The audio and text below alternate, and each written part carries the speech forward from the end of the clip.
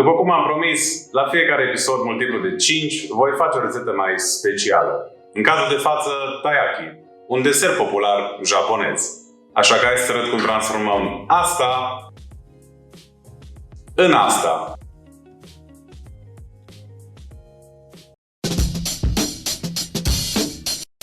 Nu mor de foame. Taiyaki e o prăjitură tradițională japoneză în formă de pește. Numele său este compus din două cuvinte separate.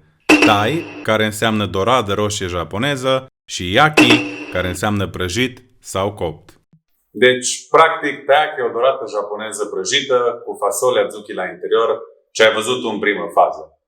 Înainte însă să trecem la rețeta propriu-zisă, hai să învățăm un pic de istorie.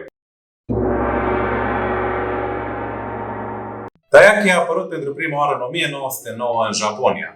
Înainte lui însă a existat imagawayaki, sper că pronunț bine, practic o prăjitură asemănătoare, însă sub formă de cerc, de unde și denumirea populară de mooncakes, adică prăjitura lunii. Cum s-a făcut însă trecerea de la imagawayaki la taiyaki, te întreb?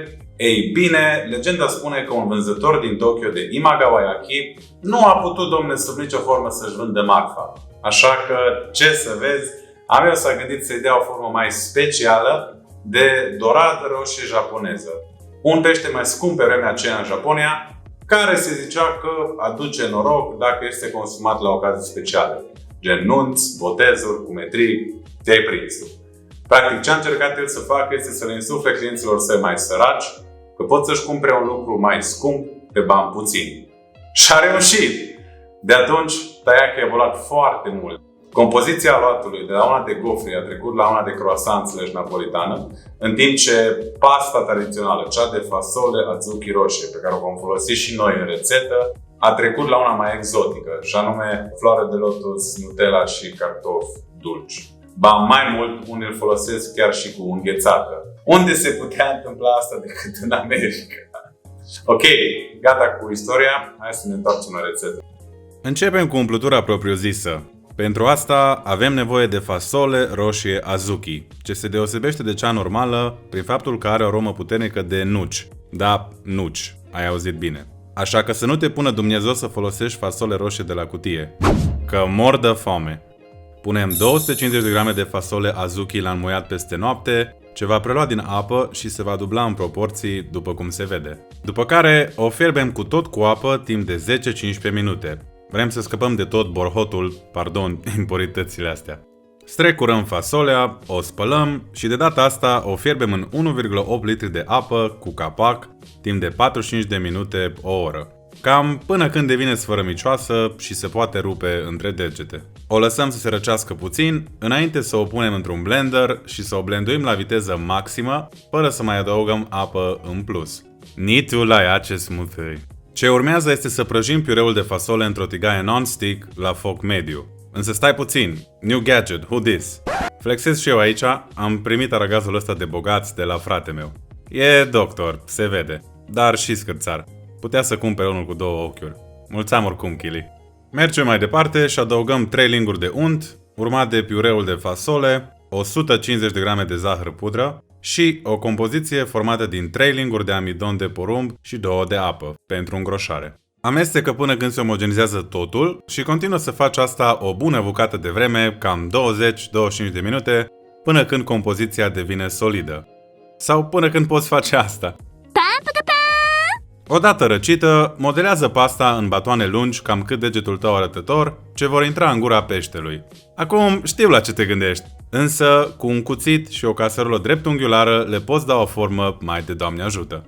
Să trecem la aluat acum. Într-un bol adăugăm 155 de ml de lapte călduț, o lingură de sos de soia normal, o linguriță cu vârf de miere și o esență de vanilie. Amestecă totul și stai flex. Sosul de soia nu e pus din greșeală, ci va da o aromă mai catifelată overall. Într-un alt bol adăugăm 170 de grame de unt la temperatura camerei împreună cu 65 de grame de zahăr brun. Cremolim zahărul până intră în unt și batem pe rând 2 ouă.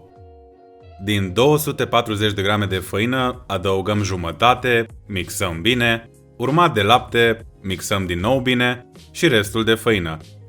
Ok, mă opresc. Facem chestia asta în trepte ca să avem o compoziție cât se poate de fină, ca o înghețată de la dozator. Oh, am uitat și praful de copt. Poți pune un plic la final. Turnăm aluatul într-un recipient de plastic sau un poș, depinde ce ai pe acasă, și trecem la partea mai amuzantă, și anume coacerea propriu-zisă a peștelui. Acum, având în vedere că nu avem decât argasul de oameni bogați în casa asta,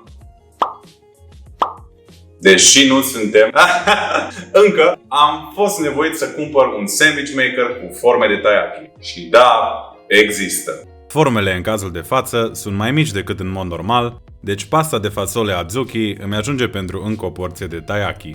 Tu poți însă să-ți iei o stensilă normală dacă ai aragaz cu flacără, ce e mult mai mare. Am pus link în descriere oricum de unde ți le poți lua pe amândouă.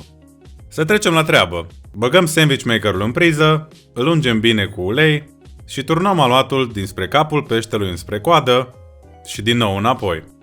Punem batoanele de fasole roșii Azuki înăuntru, în gura peștelui, vorba vine, și le acoperim pe rând cu aluat. Îi lăsăm la prăjit pentru 3-4 minute sau până când se aprinde becul ăsta verde. Și am uitat să-l filmez. Și avem una bucată taiyaki. Țucă-l tata, nici e faină-i. Înainte să-mi transform bucătăria într-o fabrică de pești, hai să vedem totuși ce gust are prima tură.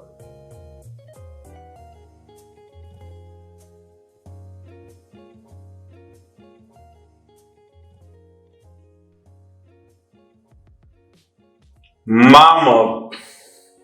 Tomănânc. Zici că am câștigat un apartament pe gratis la Cluj. Ok, acum lăsăm gluma la o parte. Textura este ca și de croissant la exterior, însă gustul aluatului este unul de napolitană, în timp ce fasolea Azuki parcă este un fel de nucă mai rafinată, minus partea cu spartul dinților. You got my point?